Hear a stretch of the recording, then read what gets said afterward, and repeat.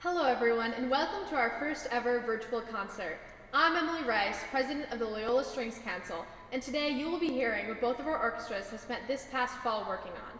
As you all know, this year has been very different in a number of ways. For us performers, this is especially true. We spent this past summer wondering how we would even learn music if we couldn't get to practice together. But thanks to technology and a lot of patience, the program persevered. While online Zoom rehearsals may not have been ideal, they got the job done, and we are here today to prove it. I'd like to give a special thanks to Colleen Ofterhide and Deborah Gans for making this concert possible, as well as Melissa Krein for overseeing the recording and Edward Neiman for the editing of this video. And of course, a massive thank you to Mr. Ustandi for helping us continue our love of music during these unusual times. And now, without further ado, I present to you Loyola Academy's 2020 Fall Virtual Concert. The Italian Baroque composer Antonio Vivaldi was one of the best composers of his time. Vivaldi is particularly known for his concertos. He composed over 500 of them, although many have been lost. One of the most famous sets is the Four Seasons, inspired by landscape paintings by Italian artist Marco Ricci. Vivaldi composed the Four Seasons roughly between 1720 and 1723.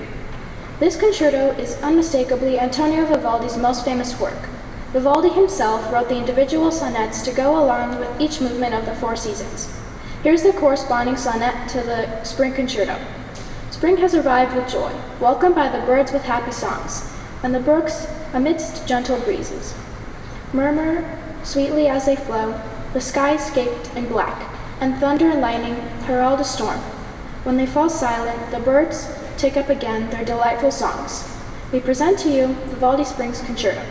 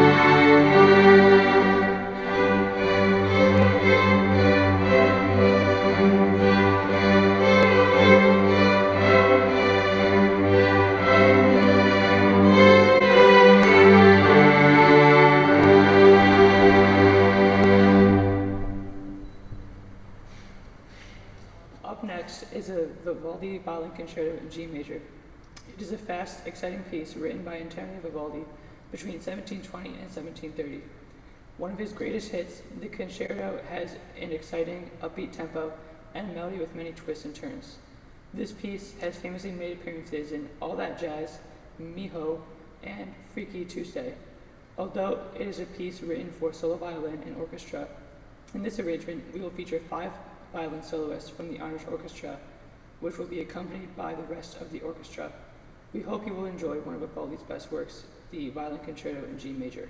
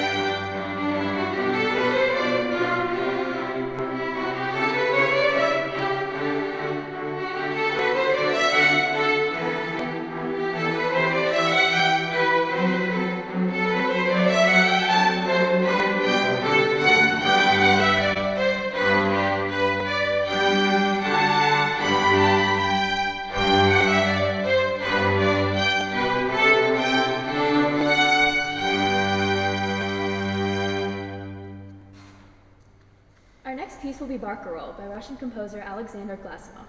Glasnow was trained and greatly admired by the renowned composer Nikolai Rimsky-Korsakov, whose name you may recognize from the energetic piece called Flight of a Bumblebee. Glasnow was a musical prodigy, beginning to compose on the piano at age 11. Our piece was created when Glasnow was chosen by Marius Petipa to compose a ballet in 1898 called The Seasons, which premiered 2 years later. Historically, a barcarolle was a song that would have been sung by Venetian gondoliers and was typically in 12/8 or 6/8 time, which matches the time signature of our piece. While Glasnow's barcarolle was not a gondolier song, it was part of a range of variations on this genre, which came in many different forms throughout the 18th and 19th centuries.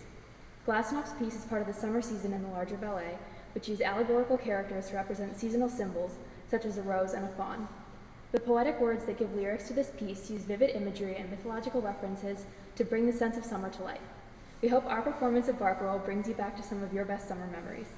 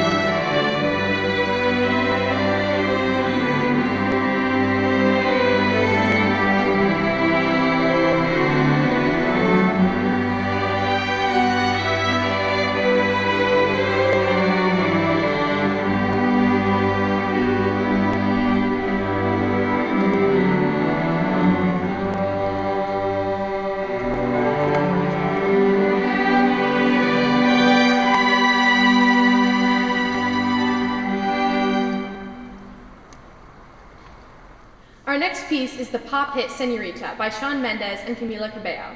Released in May of 2019, this song hit #1 in the US Billboard Hot 100, as well as in 35 other countries. It has also won an American Music Award, 2 MTV Video Awards, a People's Choice Award, and a Grammy nomination. Overall, it was the 3rd best-selling single in 2019 worldwide, and the #1 most streamed song on Spotify. In terms of musicality, this is a Latin pop piece played in A minor, with stylistic flair and sass. Performed at the MTV Awards Show, American Music Awards, and the iHeartRadio Festival, we present here to you, Senorita.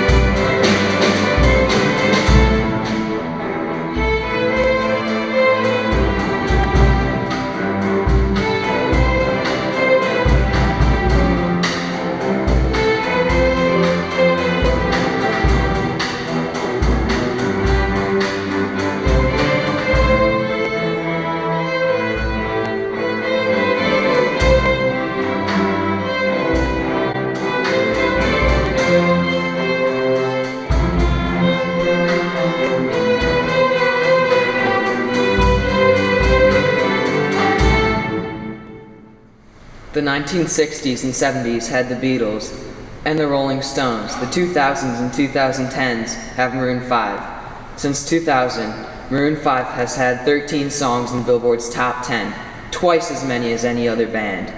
Perhaps the most surprising fact about Maroon 5 is that they're actually a band. All of its members perform on instruments with Adam Levine as the lead singer. Maroon 5's Memories is based on Canon in D by German composer John and Pacbo. The song serves as a tribute to their late manager, Jordan Feldstein, who died unexpectedly in December 2017 from a pulmonary embolism. Lead singer Adam Levine, who was childhood friends with Jordan, spoke about his death. "He was one of the most important people in my life from a very early age." Levine goes on to say, "In a world that's increasingly chaotic and crazy and angry in lots of ways, rather than fight about things, it's nice to have a common ground since all of us had a loss and celebrate life too," which I think it's important.